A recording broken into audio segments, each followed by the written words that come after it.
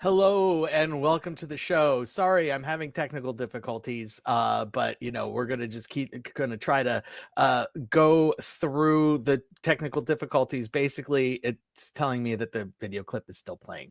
Sorry, but there we are. Today we're just gonna be doing movie reviews, and you know, uh, and that's what this show's about anyway, most of the time.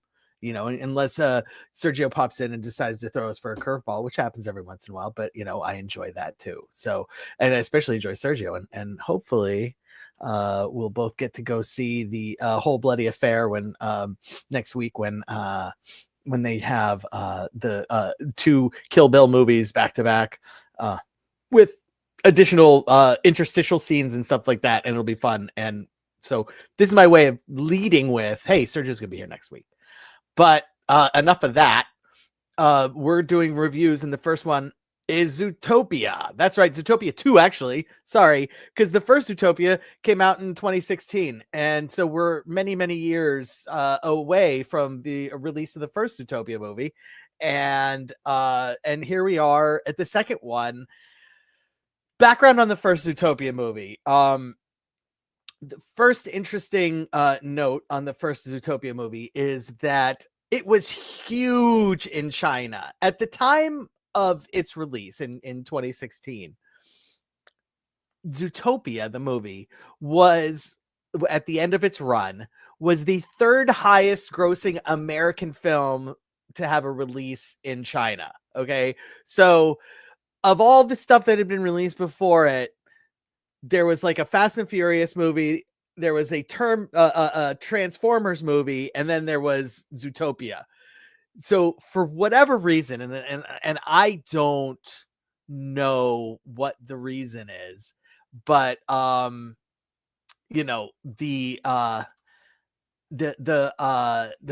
Chinese just loved talking animals, and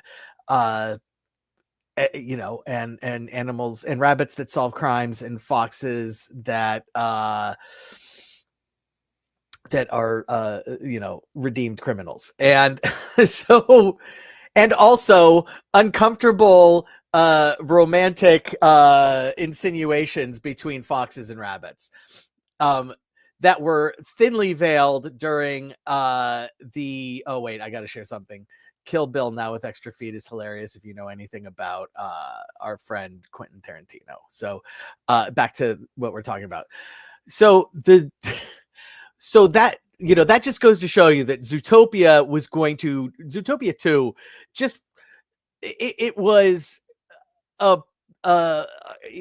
just an absolute sleeping giant sitting there on the calendar in the last weekend in November for international release. And boy, oh boy, did it just, I mean, it did $500 million globally opening weekend. And no, that's not like a record. It's not like, the fucking Endgame almost did $1 billion its opening weekend globally. So, it's not anything close to that, right? But 500 million is really, really good, especially for a kids movie. And granted, it was a long weekend in the United States. Thanksgiving weekend is usually, one of the biggest weekends for films. Because they release it on Wednesday, so you get a nice long weekend. And the utterly mediocre Wicked for Good still almost did 100 million over the long weekend. So it's not like, so it's not like Zootopia had the run of the theaters. Actually, interestingly enough, Wicked for Good played in more theaters this past weekend than Zootopia. So Wicked for Good's per screen numbers were not all that great this past weekend. But but here we are, and let's recap where we are in the world of Zootopia. So this movie picks up almost exactly where the last movie ended, where Judy has convinced Nick to become a cop. They are partners, and much like Judy had a hard time, becoming a you know uh, a respected member of the police force. Nick Wilde, the Fox, wasn't having any better with it, and the two of them paired up. You can imagine not going well, and some of that is of their own doing because they go off and do their own thing, in spite of what the orders are at the moment. And um, but that's not the thrust of this movie. Interestingly enough, the thrust of the movie is really the relationship between, the relationship as partners. Yes, but more than that, of Judy and Nick. And also, we find out that reptiles who don't appear in the first movie at all, there's a reason why, um, because they are not trusted. And like a reptile once, or a snake once killed a turtle, and so the reptiles were pushed out of Zootopia, mostly overseas. But we also are introduced to the swamplands, where there is a hidden cadre of reptiles. And so there's a lot more world building going on here. This movie, if you're looking for the highest movie with or the movie with the highest rate of puns per minute, and specifically animal puns per minute, this movie just shatters whatever was the record holder, and it was probably Zootopia. And it just says, like, okay, so in Zootopia we had about 40 animal puns. We're gonna at least triple that, and it's just nonstop, you know, audible and visual animal puns. And most of them are at least amusing, and some of them are just really funny. I actually saw this movie with frequent listener Blair, and one of the there was a caterer, and it was called a moose bouche. So you know what an amuse bouche is? Well, it was a moose bouche, and Blair like leaned over to me, I think 8 times, to comment about how it was a moose bouche, and that amused him. So that's just one of the many animal puns that were present, and needed to be mentioned and called out loudly by my seat neighbor. Um, because apparently I can't read. Zootopia 2, the relationship between Judy and I like I don't I don't think they shy away from the fact that they know that Judy and Nick have been shipped by the fans of the first Zootopia movie. I feel like they knew exactly what was up, and they knew exactly what they were doing and what people wanted. And like, yeah, like they lean into it, and I there were at least 2 different moments where it was like, can you two just kiss? Like, would that end the world if a fox and a rabbit kissed in a Disney movie? I it might, but not in a bad way. Like, I think that people who were really hopeful for that would have had their heads explode. But I think everybody else would have been okay. I don't think it would have ruined anybody's movie going experience to see Judy Hopps and Nick Wilde kiss. And I'm here to say that I was really hoping for it, but it did. Hashtag, oh wait, let me do hashtag spoiler alert. I got a thing. Hashtag spoiler alert real quick. Skip forward 30 seconds, and you're watching, or 15 seconds, whatever. They don't kiss. Okay, they don't kiss. And we are all the worse for it. But welcome back if you skip forward. But yeah, so this movie really heightens the idea that these two are just a fun pair to watch. It also, the tough thing with sequels, the tough thing with sequels is there is sometimes a need to take smaller characters and overemphasize them. And there is also sometimes a need to introduce way too many characters that then have to be carried forward and then have to be carried forward and then have to be carried forward. That's problem one with sequels. And I think Zootopia 2 avoids both of those things almost to its detriment, because like the number one character that you could say, oh, that character is going to be way overused in the sequel, and and he's a thin character, not literally, figuratively, and if you overdo it on him, he can't carry the film, and it's going to be a problem. And this is Clawhauser. Like Clawhauser is like sort of like the desk officer at the ZPD, the Zootopia Police Department, and he's a fantastic character with maybe 5 total minutes of screen time in the first movie. And much like if you looked at Cars and then Cars 2, where it was just like Cars 2 was basically just fucking Mater the entire time. It's like it didn't work. And in this movie, it is 100% like, oh my God, we're going to get too much Clawhauser. I would almost say that they could have given us a little more Clawhauser. Like Clawhauser really is a fantastic character, and you could have gone even more, but they don't go overboard, and so that works. They don't introduce too many characters. You get 2 new characters, basically, not including the bad guys. There is the sort of like the falsely accused snake, and there is a beaver who shows them around the swamp town and the swamplands, and that's it. And they both work. And at no point do you feel like, okay, this is a character that they're forcing upon us that we're going to be saddled with forever. I don't feel like we're going to see the snake at all in this third movie. There's going to be a third movie. I mean, this movie made $500 million opening weekend.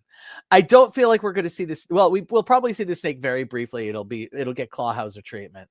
And then I would be surprised if we saw the beaver in more than 30 seconds in the third movie, and I think that's great. Like, I think the characters work and it's not overdone. Like an example of a sequel that had, an overdone intro character that they were stuck with and had to do something with in the third movie would be like Lethal Weapon 2. They introduced Rene Russo, who's a fantastic character. I'm not belittling her as a character, but that now you can't like get rid of her. Like, and it's just like, and I overstate when I say she's a fantastic character. She's a good character. Also, Lethal Weapon 2 had the Joe Pesci character, who, again, fun character.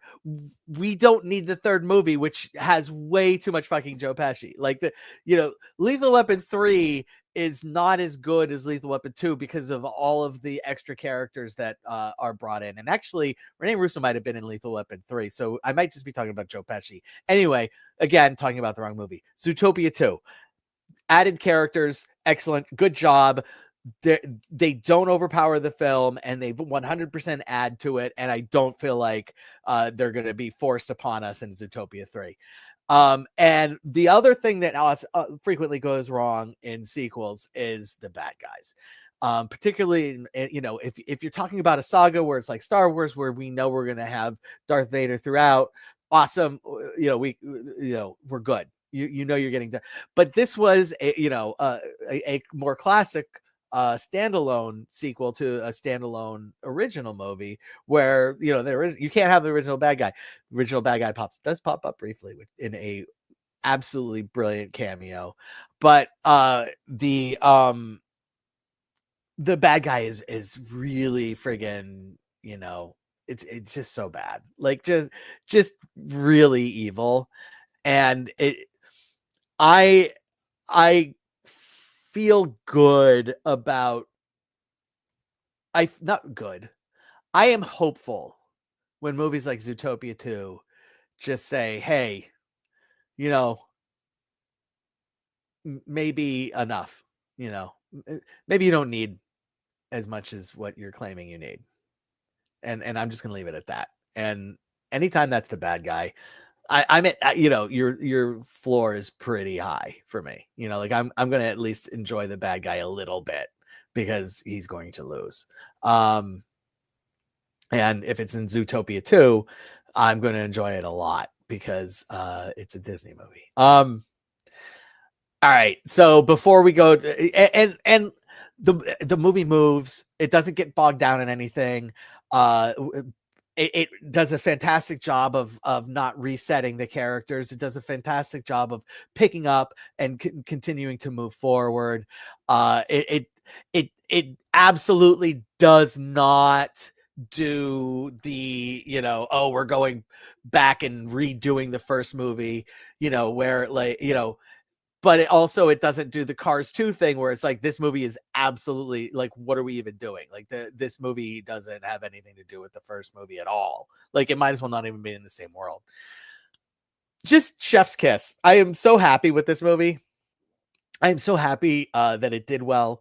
And I look forward to Zootopia 3 because we're going to get it. I don't think we're going to need to wait 9 years. Although, if waiting 9 years gets us a script as good as Zootopia 2, I'm in favor of waiting 9 years.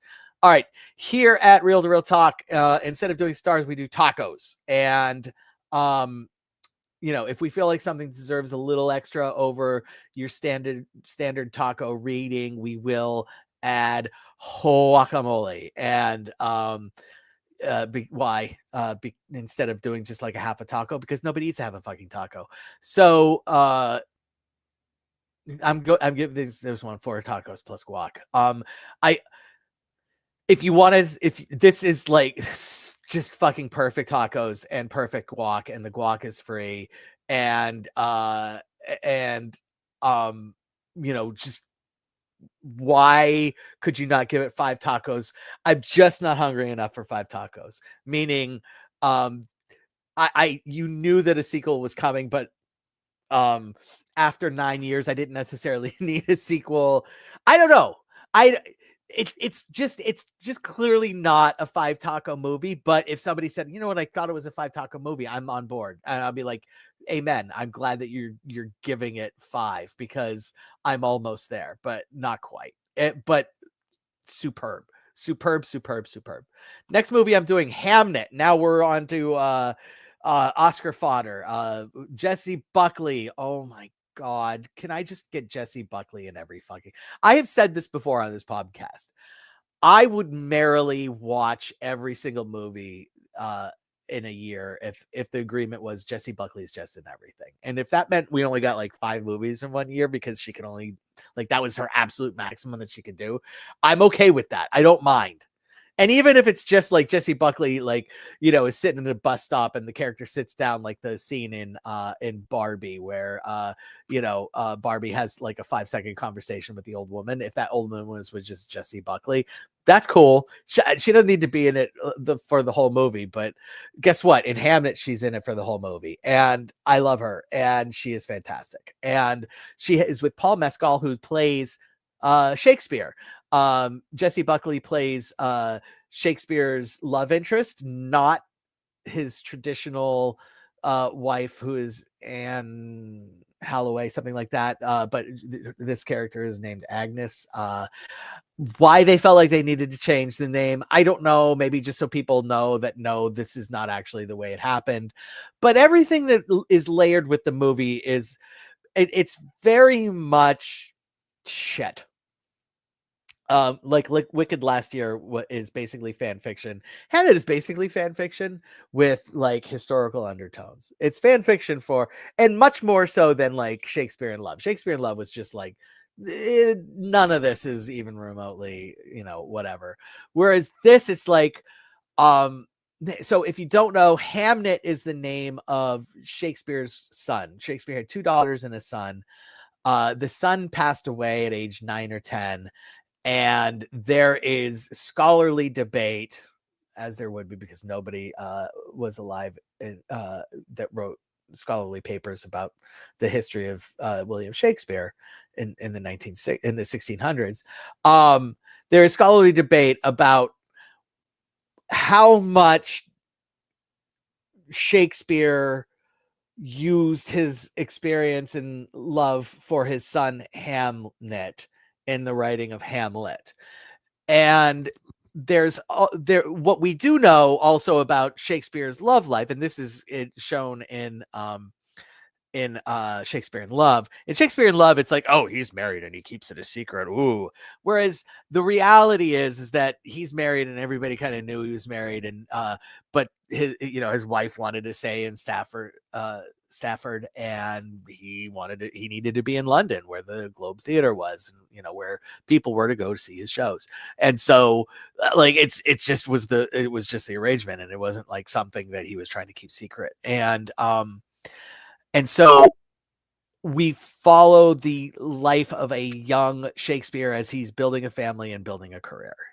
And it starts out, Shakespeare meets Agnes, knocks her up, gets married.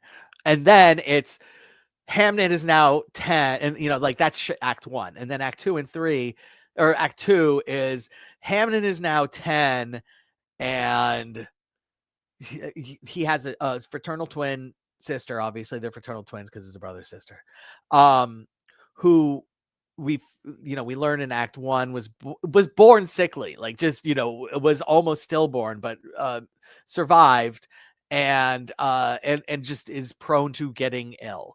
And so act 2 ends with the death of Hamnet, and this is not a spoiler, historical fact. Hamnet dies, and so it's following the history. And then act 3 was Agnes and Shakespeare's dealing with that death. There's nothing revolutionary about the storyline of this movie other than it's William Shakespeare. There are 500 billion movies made in the history of films where it's boy girl fall in love, boy girl have a family, family has a tragedy, the two people deal with the tragedy very differently, and what does that lead to? Okay. And in this case, it leads to arguably the greatest work of stage ever in Hamlet, as proposed by the writer of this movie. It's based on a book. So the writer of the book, and then obviously the movie. And this movie's getting a lot of Oscars buzz around it, primarily for Jessie Buckley. Everybody's saying but it's also getting the what are the Oscar voters in the mood for more? Are they in the mood for something sentimental and very feely, in which case Hamlet is the best picture favorite, or are they in the mood for near perfect cinema, and it's Paul Thomas Anderson's time, in which case they're on in the books for One Battle After Another. I gotta say, One Battle After Another, start to finish, is a vastly superior movie. Vastly. The second half of the third act of this movie is basically you get to see 20 to 30 minutes of Hamlet, and you get to see it through the eyes of Shakespeare's wife, and it's fucking cinema. It's just fucking cinema, and it is so good. It's that aspect of Hamnet is probably better than the best part of One Battle After Another, and the best parts of One Battle After Another are borderline perfect. Like it's just absolutely transcendent. It feels transcendent, and if you just leave the theater and like I have been pulled over the emotional coals for the past 20 minutes, and for that I award you a Best Picture Oscar.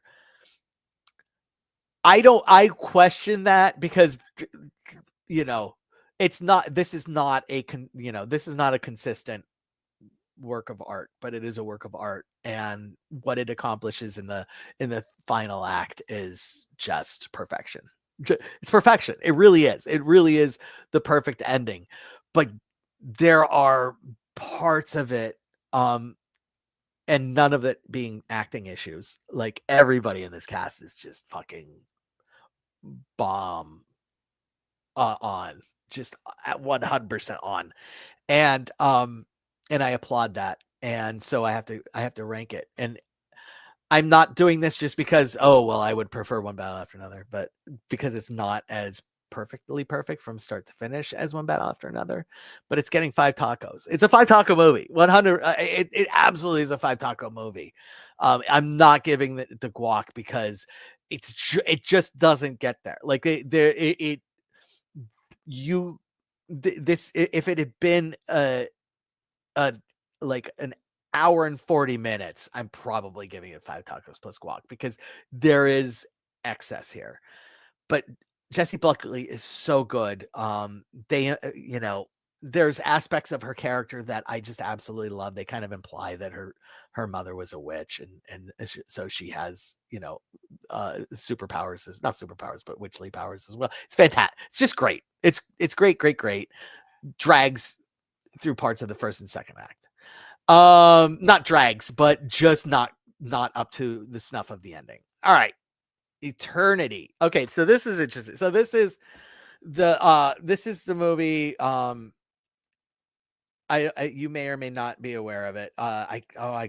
It's the Olsen. It's Elizabeth Olsen. I always forget which Olsen we're talking about. Okay, so this movie stars Elizabeth Olsen, Scarlet Witch from the Marvel movies, and with Miles Teller and Callum Turner. Callum Turner. What do I know him from? This is terrible that I don't know. I don't remember what Green Room. Oh, Emma. That's what I know him from, Emma. Oh yeah, he's a jerk in Emma. Okay, Miles Turner and it plays Elizabeth Olsen. Plays a character named. Oh, jeez, come on. Hold on. Larry. Miles Teller plays Larry. Elizabeth Olsen plays Joan. Callum plays Luke. Okay, so those are the 3 primary characters in this movie. We are introduced to Joan and Larry when they are old, and they are going to a gender reveal party for their great grand. They don't know what, because it's a gender reveal party. But it's their great grand, Okay, so it's not their grand, it's their great grand. And we find out that Joan has cancer. She doesn't want to reveal to her family yet that she has cancer. And based off of kind of the conversation, it's definitely terminal cancer, and she has a limited time. And Larry is a curmudgeon. He's just a perfect, 80-plus-year-old curmudgeon who doesn't fucking want to go to a gender reveal party and thinks it's stupid.